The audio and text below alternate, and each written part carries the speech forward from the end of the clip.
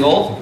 We're all small numbers this morning, so we'll try and make my talk a bit interesting.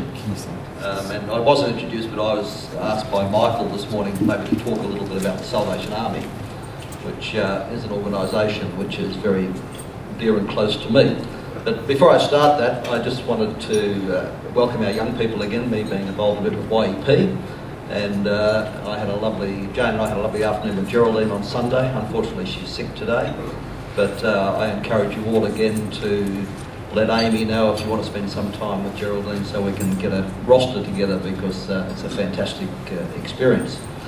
And just on YEP as well, Jane and I are about to go away for a while, very shortly, and we'll be visiting at least 3 of our ex-exchange students that we've hosted over the last 15 years, and so it's going to be nice to catch up with them and their family again. And more appropriate to this club, we'll be seeing Margot and her mum and dad and 2 sisters in about a month's time, and staying with them for a few days. So if anyone's got any wishes or a card or anything else they'd like to send on to Margot, that would be fantastic, as when we visit Lille up in northeastern France, near the Belgian border. So, that out of the way, and having said all that, Mark, I'll need to get those contacts from you, because we'll be in the UK and we might get a chance to visit that club. So back to the main reason I'm here this morning, is just to do a little bit of a talk on a little bit about the Salvation Army. Who knows the Salvation Army? That's sort of everybody in the room. When they did not a census, but a review of recognisable brands in Australia in the not-for-profit sector, Salvation Army was recognised by 94% of the population. So it really has a pretty outstanding brand and recognition of the work that the Army does. Interesting what Alex said about the age group of the Rotarians. That's the challenge we face in the Salvation Army at the moment, is we have very much an ageing membership of the Salvation Army. One of the discussions we've got going on at the moment in the not-for-profit sector and the work of the Salvation Army is in 30 years' time, you might see the Salvation Army disappear. That's how serious these things are going. One of the reasons for that, in particular the Salvation Army as opposed to other things in the not-for-profit sector, such as World Vision and Red Cross, is the Salvation Army is somewhat different. How many people know that the Salvation Army is actually a church? Most people in the room, that's pretty good.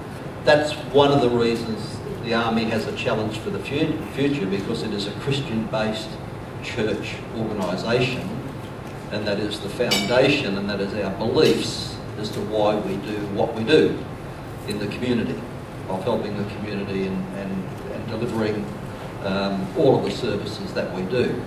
So first of all, really, we are Christians, and that's how we behave. Christianity, I don't want to go on about Christianity, but just an interesting statistic. Christianity in North America, Australia, New Zealand and Europe, which includes the UK, is declining at a rapid rate. Christianity is declining rapidly. In the balance of the world, it is the fastest growing religion. So if you take all the third world countries, South America, Africa, all those, it's the fastest growing religion. So I don't know what we're doing wrong, or is our lifestyle, or whatever it is, in the areas that I mentioned. Anyway, I'm not here to talk about Christianity. The Salvation Army started, any idea how old the Salvation Army is? Booth. 20 years. Started by Booth. It was started by William and Catherine Booth in England in 1860. So I'll just do a little quick history, a little bit of a history, and then we'll talk about some services that a lot of you might know about, but there's others that you may not know about. Salvation Army started in England in 1860 by William and Catherine Booth. They were Methodist. So very much the Army is based on Wesleyan theology, Methodist, Presbyterian, that branch of Christianity. In 1860, that's when the church in the UK became very elitist, and we're just dealing with rich people, basically. And William Booth said, this is not right, we should be out in the street saving people, looking after the needy, looking after the poor. So he went and started to preach on street corners with his wife, and they played a bit of music, and you'll always find brass band music around the Salvation Army. And that attracted crowds of all the down and outs, of the people that were very needy. And they gathered, they listened to the music, they fed them, they clothed them, they handed out soap so they could wash themselves. And the 3 S's then were soup, soap and salvation. So that's quite interesting. And what happened, all these people became known as Booth's Army. And as it developed over the years, it got changed to be called the Salvation Army. Because he was bringing them salvation. That's how the name came about, as he delivered to these down and out people. And of course, with the army thing, the hierarchy of the army as it developed adopted military type titles, and that's the only reason why they've done it.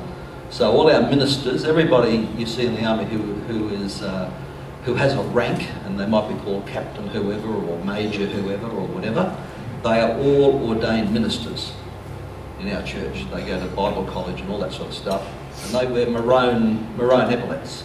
So if you ever see anybody in a Salvation Army uniform that has a maroon epaulet, regardless of the insignia, they are ordained ministers within the Salvation Army.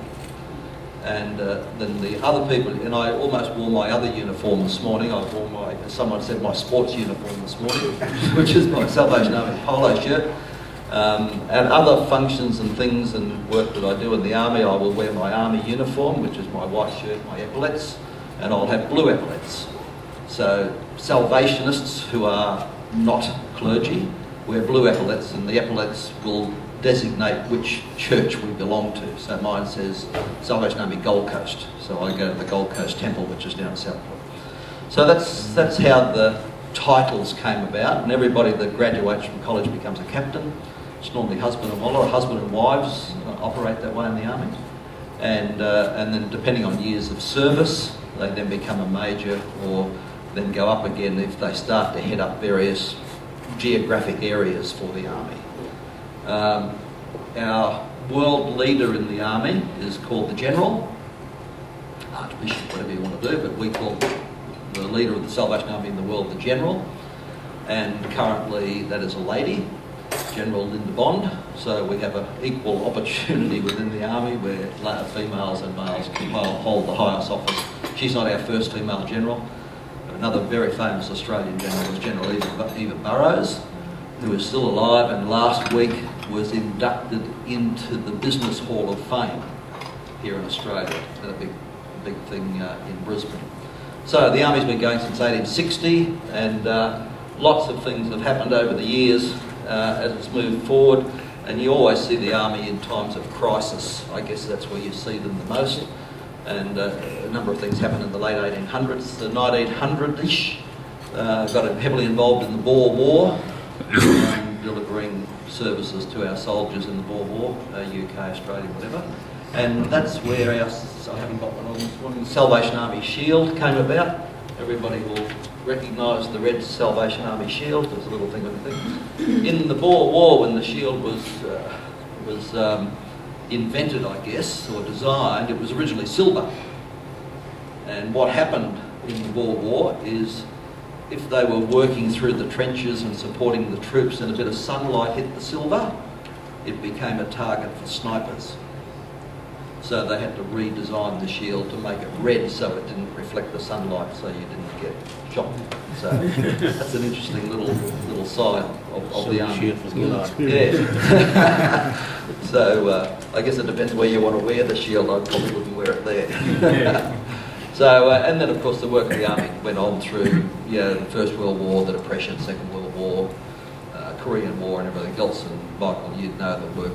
And to this very day, the Salvation Army has Red Shield Services, which supplies support to our armed forces and supplies chaplains to all of our services. So wherever the army is, now that we're in Afghanistan and we've been in Iraq, there are Salvation Army chaplains there with our men and women as they serve overseas, providing them with not only spiritual support but other meaningful support along with those.